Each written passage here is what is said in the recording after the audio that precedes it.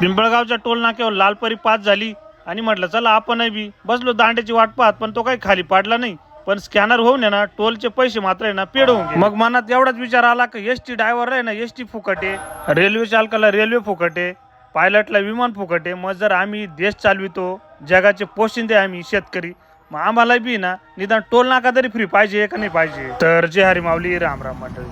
भायानी आपण आहे ना म्हटलं चला टांबटीला ना शेवटची ड्रिचिंग करून घेऊ. मग टांबटीला आहे ना 55517 6B आणि रोड मिल अशी ड्रिचिंग करून घेतली. आणि बाया म्हणे मला गाईड आणायचे, पहिलं आडगावला चाल. आडगावला गेल्यावर आहे ना भगोर रस्त्याने जरा जपूनच चालायचं आहे ना, वळणाचा रस्ता आहे. मग आपण फास्ट मध्ये पोहोचलो डायरेक्ट गोटूच्या गाई. ढेबूच्या आणि गोटूच्या गाई पाहून आहे ना आपल्यालाच लाज वाटते, कारण आपण खेडेगावात असून गायनी आणि इकडे ना शहराजवळ राहून आहे ना याच्याकडे मस्तपैकी गाई आहे बरं का. आपलं आहे ना निम्म आयुष्य डोर वळताच गेलं, पण आता सध्या आपल्याकडे एक काही गाय नाही. इथं पोहोचल्यावर ना आपले बाचे गोटू आणि डेबूचं मस्तपैकी काम चालू होतं. म्हटलं चला आपण त्यांचा सुद्धा व्हिडिओ काढून आणू. हुंडी मधला मुग आहे ना निंदायला परवडणार नाही म्हणून आहे ना यांच्यावर चालू होतं काम. मुंगावरचं तणनाशक मारायचं, तर हुंडीवर आहे ना उडू नये म्हणून मस्तपैकी दोन्हीकडून आहे ना पत्रे धरून अशा बाकी जुगाडी पद्धतीने ना काम चालू होतं. तेवढ्याच गोटू म्हणे मामा डीमार्टला आहे ना 50% ऑफर चालू आहे पोराला काही खायला घ्यायचं असेल तर. आणि मग आमच्या पोराला तेवढंच लागत होतं. मग शेवटी बळजबरी ना डीमार्टला आणावंच लागले. म्हटलं चला शेतकऱ्याचे पोरं कधीतरी ना डीमार्ट मध्ये आलेच पाहिजे. डीमार्ट मध्ये ना खरेदीसाठी इतकी गर्दी. मग माझ्या डोक्यात एवढाच विचार आला डीमार्ट मध्ये भाजीपाला जर ठेवला तर काय वावं गे बाबा. मग एसी मध्ये बसून आहे ना भाजीपाला ज्यावेळेस विकतील ना